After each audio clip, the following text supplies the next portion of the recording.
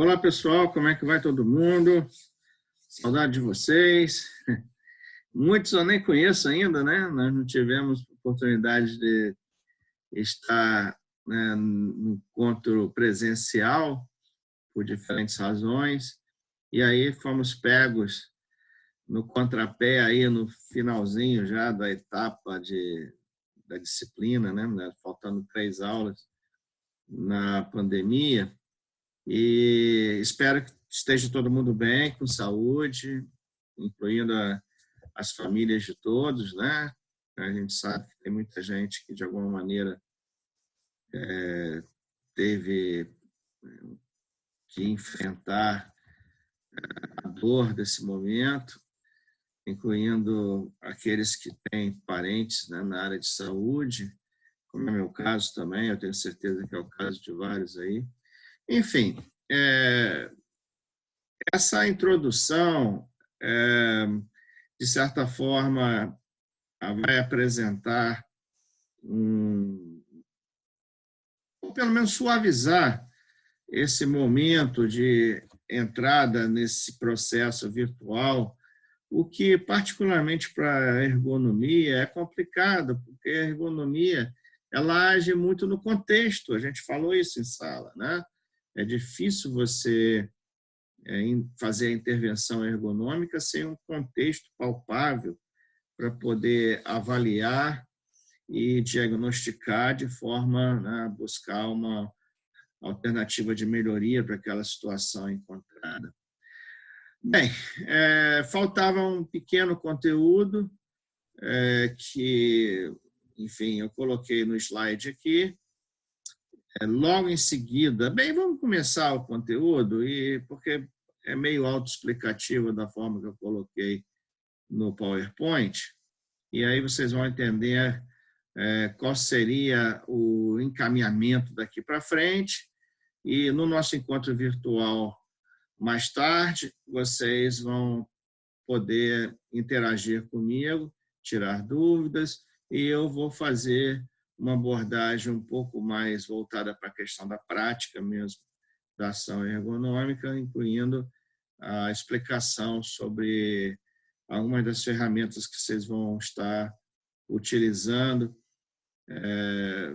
no laboratório, né, que a gente está fazendo esse laboratório virtual, e também na atividade prática também, entre aspas, que vocês vão desenvolver para, vamos dizer, obter o conceito da nossa disciplina. Bem, então, deixa eu entrar aqui no slide, compartilhar a tela. Ok? Imagino que já está sendo compartilhado. Eu vou fazer em modo normal, né? Não vou usar a apresentação PowerPoint, porque não só agiliza o processo, como também vocês têm a oportunidade de ver minha carinha bonita aqui na parte de cima da tela. Enfim, vamos pular essa parte que é introdutória. Eu tentei já deixar no modelo padrão da UGB, né? Porque eventualmente a gente vai repetir esse processo. Espero que não, né? Espero que a gente volte ao normal com as atividades presenciais, mas caso seja necessário, nós já temos esse modelo que a gente chama de modelo COVID de aula, porque não é exatamente à distância, mas também não é totalmente presencial naturalmente. Então, aqui é o tal visto explicativo que eu estou fazendo com vocês, nesse roteiro de aula. O texto base são aqueles materiais que eu já passei para vocês e alguns que eu ainda estarei passando, inclusive eu coloquei no grupo da turma o guia da Fundacentro, né?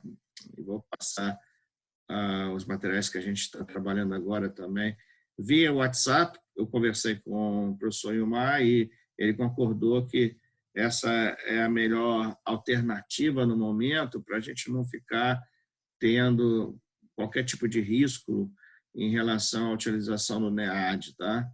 Ele vai fazer a postagem depois no MEAD, mas a gente vai manter o nosso canal de comunicação usual, que tem funcionado muito bem. A tarefa, que é a atividade final da disciplina, nós começaremos a falar sobre essa tarefa hoje, que, logicamente, vai simular uma ação ergonômica ou uma intervenção ergonômica. Então, aqui, dando sequência nos slides, né? Hoje, então, será finalizada a teoria de ergonomia, iniciando-se a aula de laboratório, que prepara, né, a parte de orientação, vamos dizer assim, com relação às ferramentas, à utilização das ferramentas. Na aula de amanhã, vocês estarão, então, terminando essa aula de laboratório, e aí já vamos começar com a atividade prática. Vocês vão começar, né? Eu só vou acompanhar essa atividade e tirar dúvidas, enfim. E na semana seguinte, eu vou acompanhar a finalização dessa atividade prática até a entrega. Ninguém precisa ficar preocupado. Se der qualquer zebra no dia 11, vocês vão ter um deixei de tempinho aí para me entregar o material finalizado. O trabalho vai ser individual. Vocês vão poder me entregar isso depois. Não muito depois, mas algum tempo depois, para eu poder lançar as notas e passar para o professor Ilmar, porque sem isso vocês não vão conseguir fechar a disciplina e, naturalmente, o próprio curso. Tá? Então, não demorem com a entrega do material. Se não conseguir entregar 100%, entrega do jeito que tiver, eu vou ser o mais condescendente possível para não prejudicar ninguém. Tá bom? Lógico que vocês não vão tirar uma nota muito boa, né, se não entregarem tudo como tem que ser feito, mas não é o meu objetivo aqui reprovar ninguém. Vou falando logo, tá bom?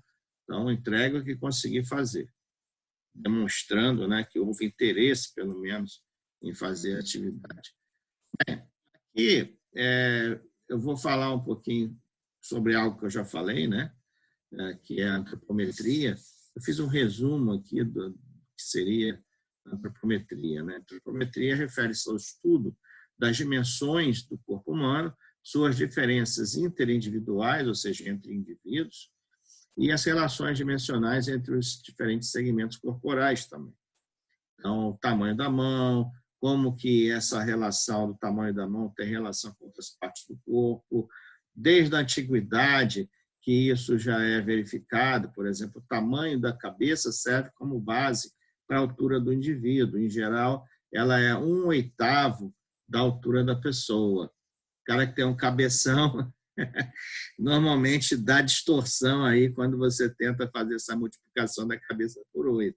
Mas, no normal, né, essa é a relação esperada entre os segmentos corporais, vamos dizer, estou falando especificamente da cabeça naturalmente, mas existem outros segmentos corporais que remetem a outros também. Não vou entrar em detalhe. Isso tem relação com o homem vitruviano. Quem tiver interesse em pesquisar um pouco de história e arquitetura também, que tem relação com a arquitetura, né? O Vitruvius era um arquiteto, militar e arquiteto romano, né? Então, quem tiver interesse histórico pode pesquisar sobre isso também. Enfim, a ideia é que ela permita realmente, como diz aí a sequência, né? O objetivo seria o conforto anatômico. Lembre que a gente falou da diferença entre anatomia e ergonomia. A ergonomia depende do contexto. Então, uma cadeira nunca vai ser ergonômica, a não ser que tenha uma pessoa sentada nela, utilizando para determinado fim, e aí você possa fazer inferências com relação àquela utilização para diagnosticar o uso daquele objeto como sendo ergonomicamente apropriado, vamos dizer assim, né? Não só em relação a mobiliário, com objetos, dispositivos de trabalho, que são, então, devem ser, então, adequados às necessidades físicas de diferentes pessoas. A antropometria, a gente sempre fala em termos, opa, foi rápido demais, em termos de variáveis ou restrições antropométricas, são basicamente dois tipos: a variedade antropométrica, que tem relação com a biometria e a morfologia. A biometria, o nome já diz, medidas, né, do corpo, dos segmentos corporais, e morfologia, formato do corpo ou de segmentos corporais. A morfologia, ela, assim como a biometria também, ela evolui junto com o homem enquanto ele nasce, cresce, evolui e morre, né? Então, até a velhice, inclusive algumas partes do corpo humano continuam aumentando de tamanho. Pequenas proporções, mas isso acontece. E algumas também diminuem. Por exemplo, a altura da pessoa, a partir dos 50 anos, a gente começa a encolher, entre aspas. Isso não é muito visível, né? Mas quando você mede uma pessoa com 49 anos e depois vai medir com 80, você vê aí que houve uma queda em relação à altura dessa pessoa de alguns centímetros, tá?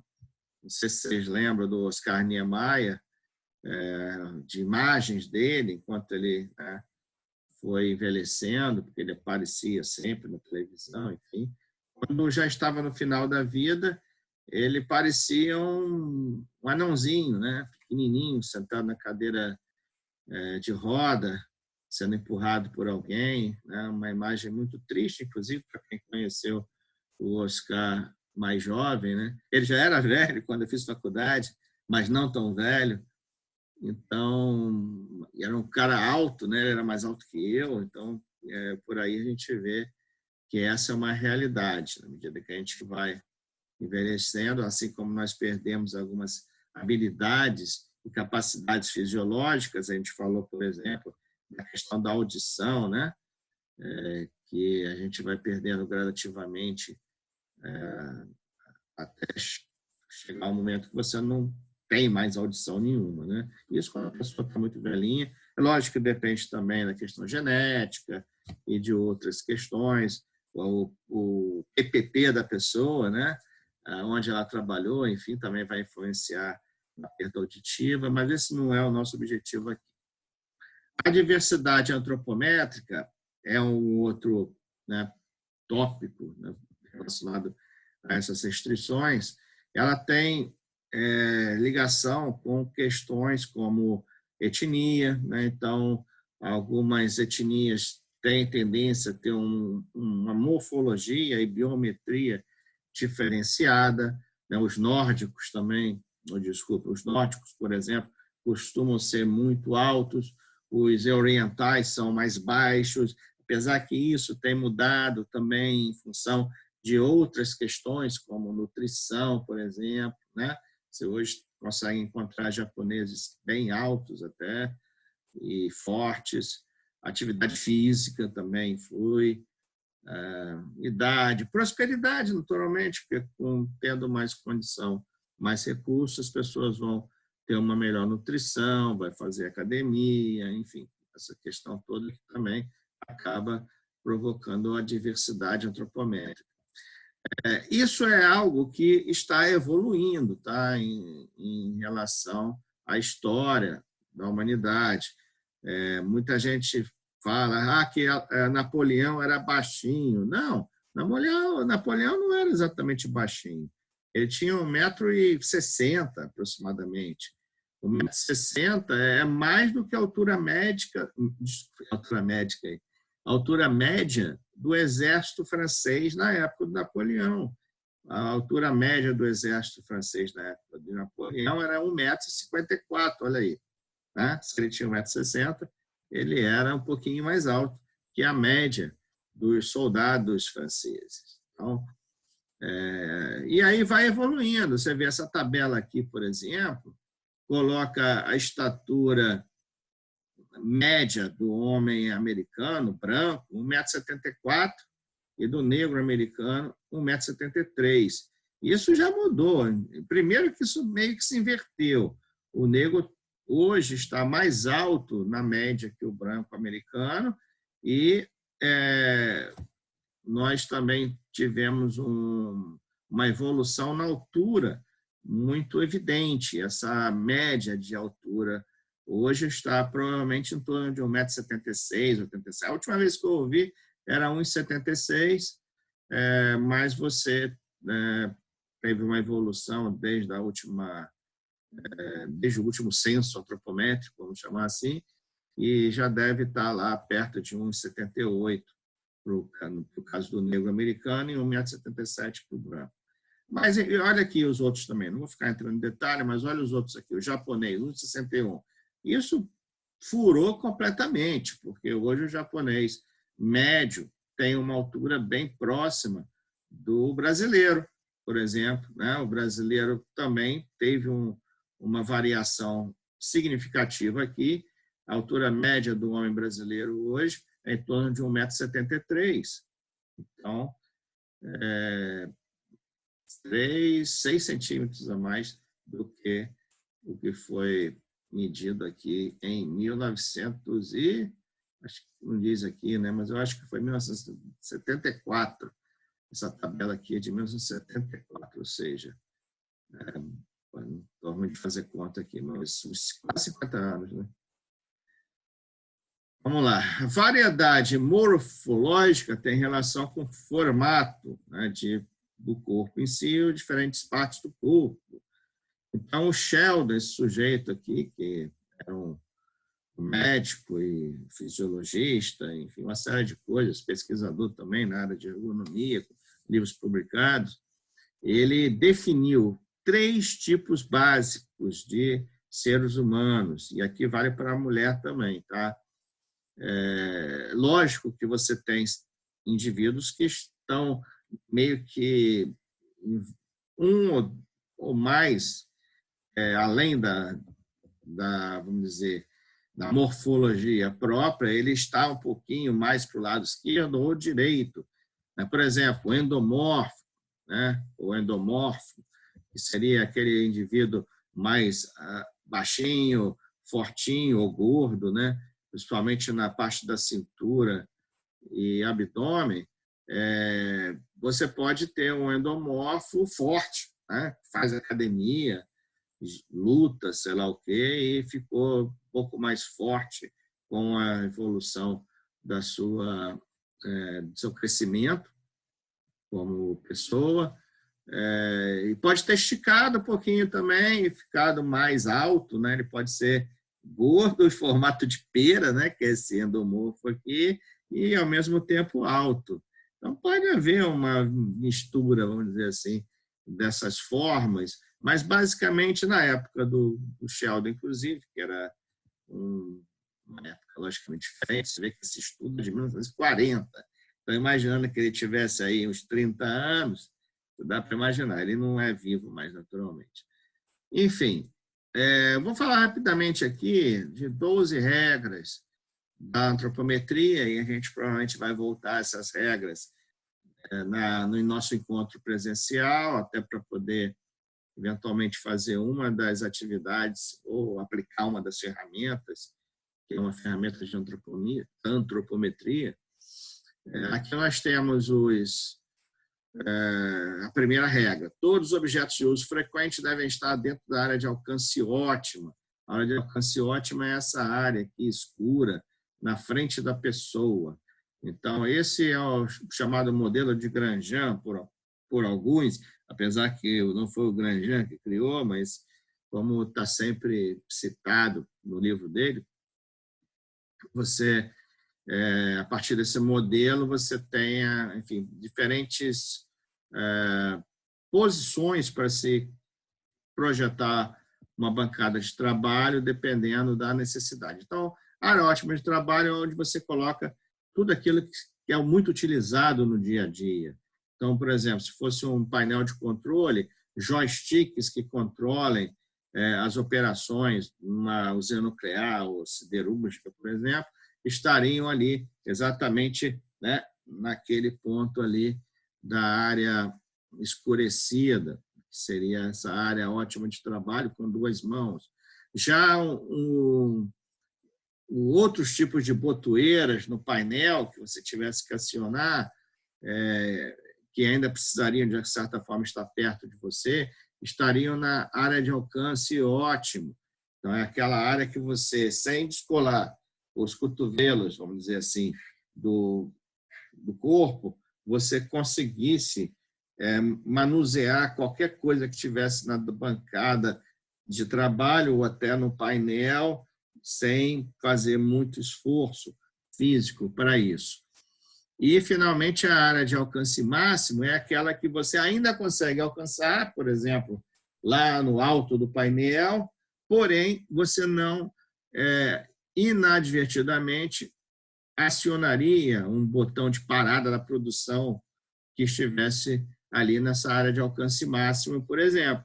Então, nesse caso, você colocaria nessa área de alcance máximo exatamente esses dispositivos de uso muito, mas muito eventual e que, muito pelo contrário, você não quer ter perto do operador porque, numa situação assim de rotina, ele poderia, por acidente, naturalmente, acionar aquela botoeira. Então, são parâmetros de projeto. Então, está aqui a primeira regra básica. A segunda seria: dispositivo de operação manual devem evitar posturas forçadas no indivíduo. Espero que vocês se lembrem por que em ergonomia a gente chama de postura forçada, né? É porque essa postura normalmente é forçada pela atividade de trabalho. Então, nesse caso aqui, por exemplo, instalar uma válvula acima do operador, né? Na verdade, ela está abaixo de algum equipamento e numa situação em que dificulta a sua manobra. E isso, naturalmente, repare que a tendência do trabalhador, quando ele olha para cima, é abrir a boca, né? Tem até, você já deve ter visto no YouTube aquelas coisas de pegadinha. Pegadinha não, como é que é? Esqueci o nome agora.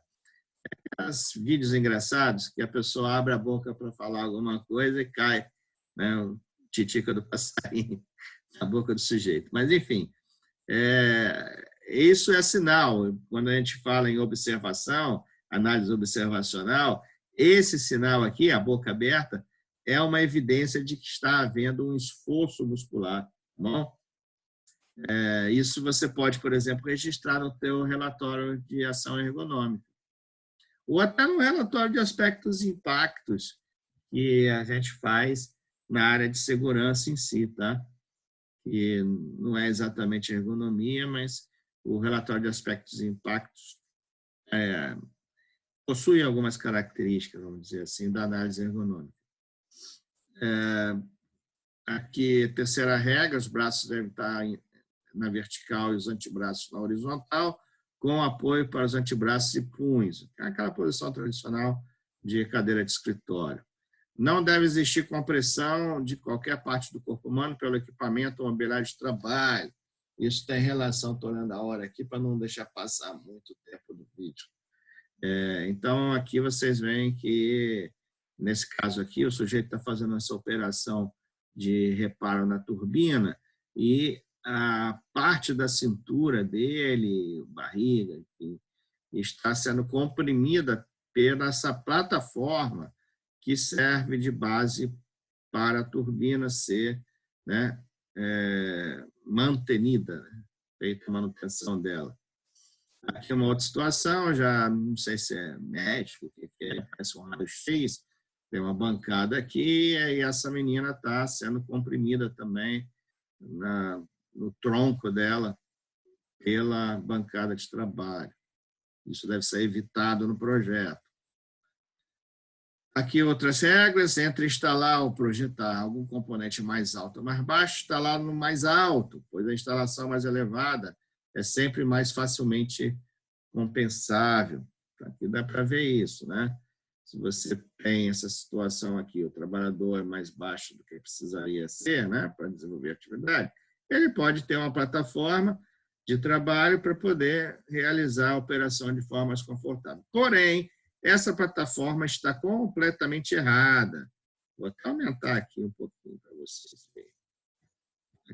Essa plataforma está completamente errada, porque ela mal cabe a bota do sujeito, tá vendo? Para o sujeito esquecer que está aqui em cima da plataforma e dar um movimento em falso e cair, porra, não custa, tá? Então, uma plataforma como essa, de elevação de altura, para permitir o uso de algum equipamento, bancada, ela tem que ser pelo menos umas 3 ou 4 vezes maior que essa. A base tem que ser 3 ou 4 vezes maior que essa base que está aqui. Valeu? Deixa eu voltar lá, porque eu... Ih, agora eu não sei se eu vou conseguir voltar. Deixa eu conseguir.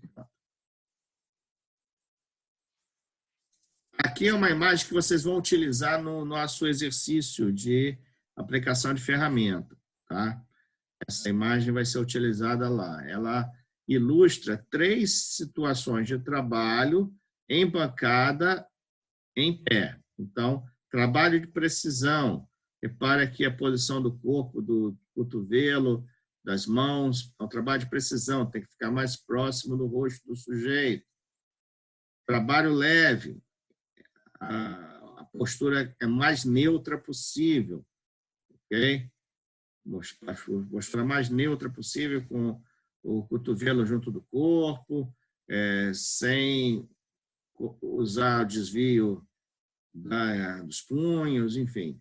E trabalho pesado, a bancada fica mais baixa. Imaginando, né? Pensa numa marreta, por exemplo. O sujeito tem um bloco ali, ele precisa encaixar alguma peça no bloco, na pressão ou na porrada. Então, ele pega lá a peça, o anel de vedação, seja lá o que for, coloca mais baixo e dá a marretada. Não só melhora a situação de alavanca para ganhar mais força na hora de utilizar a marreta, como também evita o deslocamento do ombro, enfim, algum tipo de lesão muscular por conta da altura da bancada, tá bom? O item 7 é muito típico no trabalho de dentista, por exemplo, né? Ele precisa se contorcer muitas vezes para alcançar os dentes dos pacientes. Na medida do possível, o corpo deveria trabalhar na vertical. Então, aí, se você quiser fazer um projeto ergonômico, uma ergonomia de concepção, melhorar o posto dentário, é uma ideia. E já existe gente fazendo isso, tá? Porque eu já andei lendo alguns materiais a respeito.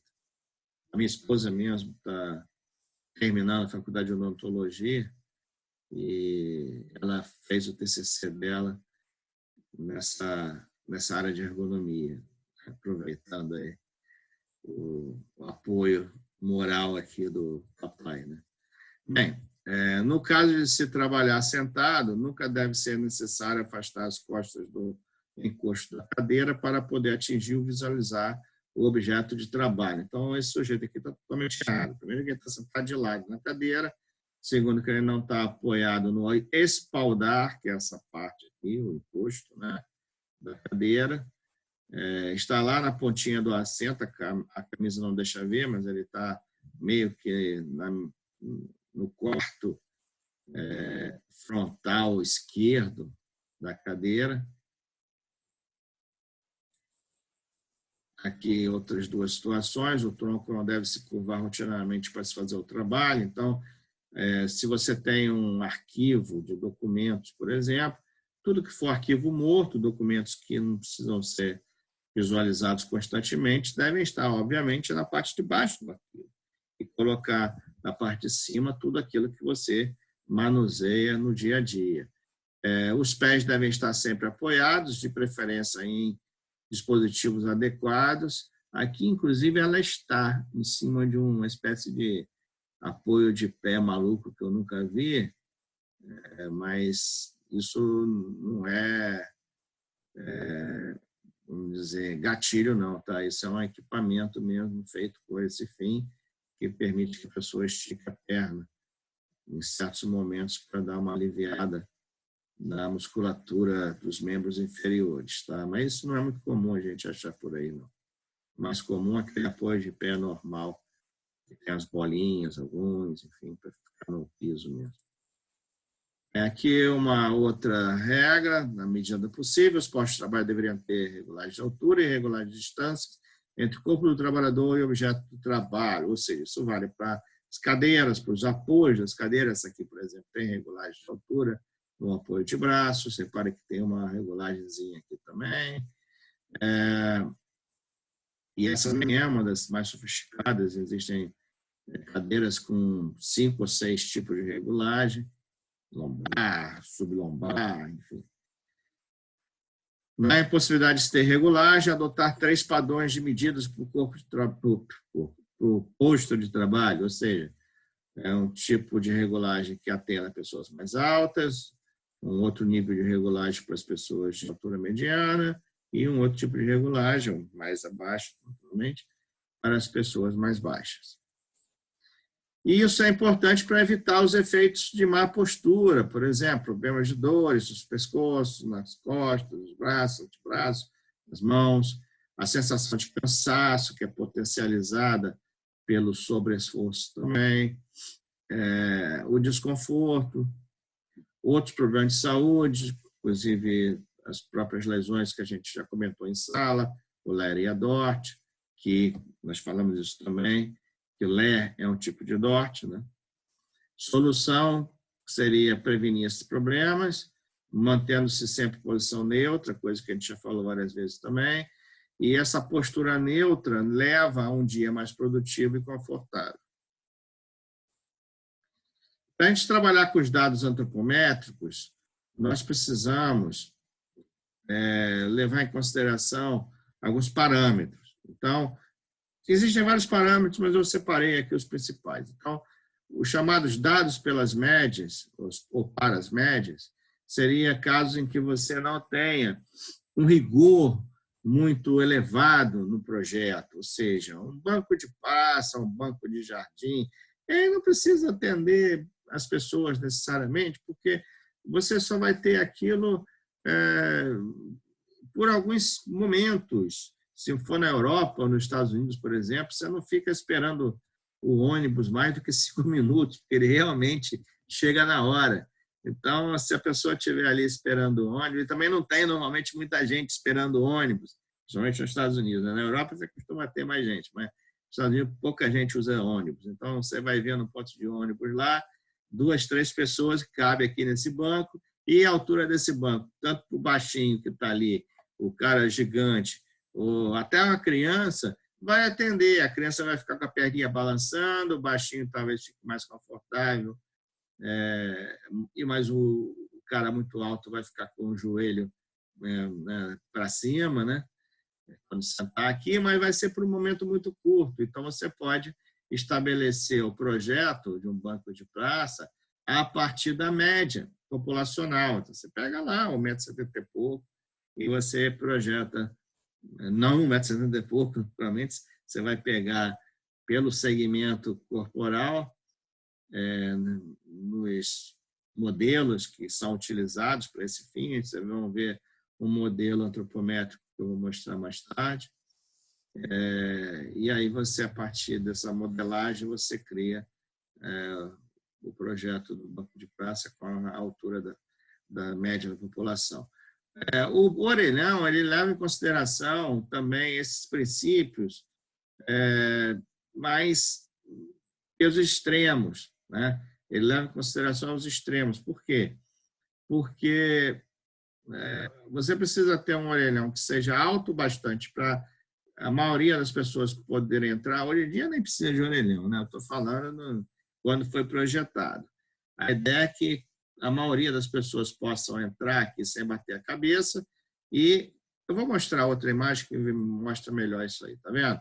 Ele tem 2 variáveis limitadoras, a variável de altura 1, que é aquela que permite a entrada das pessoas para utilizar o aparelho, e a altura 2, que é o aparelho em si, ou seja, o ideal é que permita pessoas com diferentes alturas utilizarem o telefone, inclusive cadeirantes também. Então, vocês, inclusive, têm alguns, chegaram a construir, né, Hoje você nem vê quase, mas chegaram a construir alguns orelhões com acessibilidade, ou seja, eles eram mais baixos ainda do que os orelhões convencionais, e para que uma pessoa normal é politicamente incorreto, né? Uma pessoa não cadeirante utilizar era meio desconfortável, porque, obviamente, ele era mais baixo do que os tradicionais. Aqui nós temos um outro tipo de uso de dado antropométrico por faixa de regulagem, que é o caso do banco de automóvel, né? Os carros mais antigos, inclusive, quem já andou no carro antigo, no Chevrolet Bel Air, enfim, qualquer carro antigo, vai lembrar que normalmente você parece baixinho dentro do carro desse, né? Quer dizer, você não, algumas pessoas, principalmente mulheres. Por quê? Por que isso? Porque, por exemplo, nessa época, década de 1940, 50, mulheres não dirigiam, por exemplo. Era muito raro uma mulher dirigir. Então, os carros eram projetados só para homens que costumam ter uma altura maior. E aí, crianças, pessoas mais baixas, mulheres, tinham dificuldade de acionar os pedais. Minha mãe, inclusive, eu me lembro, eu bem criancinha, ela às vezes dirigia, isso na década de 60, né? Ela dirigia os carros da época de conhecido. Eu acho que a gente não chegou a ter esses carrões gigantes, não. A gente tinha mais carro menor, meio feito para o Brasil, né? Para o porte do brasileiro, tipo DKV, né? Que vocês não vão nem lembrar que carro que é. Eu passei um vídeo sobre a fábrica da DKV lá na turma, se não me engano. O DKV, que é DKW, mas o V, letra W em alemão se fala V, então o DKV, o Simca Chambord, né? Papai teve um desses também. São carros que, né, já são de design europeu e que já levavam em consideração, né, também o uso por pessoas de diferentes alturas. Enfim, isso não é aula de indústria automobilística. Vamos passar essa parte adiante. E temos projetos específicos, como carros de corrida, né? O assento de um piloto de Fórmula 1. Vocês sabem que é feito anatomicamente adequado para uma só pessoa, que é o piloto que vai dirigir aquele carro, né? Assim como assentos de avião a jato também seguem esse princípio de projetos específicos também. Esse aqui eu nem sei porque está aqui, eu já mostrei, né, lá atrás, porque tem relação com o dimensionamento antropométrico, né? Mas como eu já falei tudo lá atrás, aqui nós temos as medidas mínimas, né, de conforto para esse tipo de trabalho em bancada. Aqui um outro tipo de dimensionamento antropométrico para diferentes fins. Isso aqui era um painel de controle da década de 70. Isso é completamente ultrapassado hoje em dia, obviamente, mas essas seriam as instruções, vamos dizer, de projeto para esse tipo de mobiliário. Aqui um outro tipo de dimensionamento para membros superiores, especificamente mão, antebraço, enfim. Então, por exemplo, aqui você pode ter uma determinada situação de projeto industrial, principalmente, que você queira ter uma, vamos dizer, a abertura em algum momento que permita que somente os dedos da pessoa entrem e encostem, vamos dizer assim, num determinado ponto do equipamento. Então, aqui o raio tem que ser maior do que tanto, enfim. Isso são detalhes muito específicos de projeto industrial. Então, o pessoal do design industrial, não tem ninguém na turma que é desenho industrial, não adianta também entrar nos detalhes sobre isso. Aqui já é mais bem pragmático, né, que é o posicionamento, todo mundo usa computador, então isso está errado, a utilização do mouse com esse desvio do punho aqui, né? aqui é o correto, posição neutra. Aqui são os termos. Está em inglês, mas é muito fácil de identificar. Desvio ulnar, desvio radial, neutro, abdução, adução, neutro, flexão, neutro, extensão, pronação, supinação. Tá? Todo mundo, inclusive, que faz academia, sei que tem muitos aí que fazem, sabe muito bem desses termos. Aqui um outro tipo de, acho que é mesmo, né? Bem parecido com o lá de trás. Aqui também é bancada utilizando computador, não esse monstro aqui, esse terminal que não existe mais, mas o mouse ainda está lá. Ainda não inventaram algo melhor que o mouse, né? Já até tentaram, mas ele continua existindo, sobrevivendo como acessório ou periférico, né, de informática. Aqui nós temos a introdução, a NBR 9050-2004, que faz parte de exigência legal hoje em dia, né? No projeto de edificações, então é bom a gente conhecer, e aqui fala um pouco sobre isso. Então, a antropometria também precisa se adequar à NBR 9050.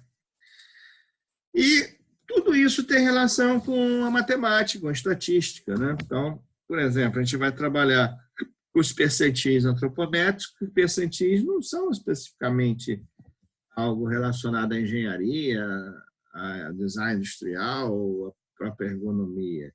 É um termo estatístico, mas que a gente se apropriou na antropometria. Então, nós vamos trabalhar com uma ferramenta para cálculo de percentis antropométricos. A gente vai falar no nosso encontro virtual com mais ênfase. Estou olhando aí, passou muito do tempo, está quase terminando aqui. Então, aqui uns conceitos de estatística, esse material é de vocês, então não precisamos ficar lendo cada um. Amostra e amostragem, tabulações, repartições de distribuição, como que a gente trabalha isso dentro da antropometria, que basicamente a gente trabalha com tabulação e repartição, tá? Distribuição em antropometria a gente não usa muito, não. E, finalmente, aqui a gente vê o tal do estudo de percentis antropométricos, a tabelinha Z, que é uma tabela estatística que a gente usa para cálculo de percentis. Eu vou deixar para falar isso no nosso encontro virtual, o tempo já extrapolou de aula, né? Temos outros slides aqui para falar, mas dá para falar também durante o nosso encontro virtual. Sugiro que vocês olhem o slide, não falta muita coisa também, não, mas como eu falei, como a gente vai estar trabalhando isso tudo durante as próximas aulas, então eu vou deixar algum conteúdozinho disso aqui para discutir na nossa aulinha virtual, tá bom? Beleza, gente? Então, deixa eu fechar tudo aqui e me despedir. Até mais tarde. Grande abraço a todos. Se cuidem.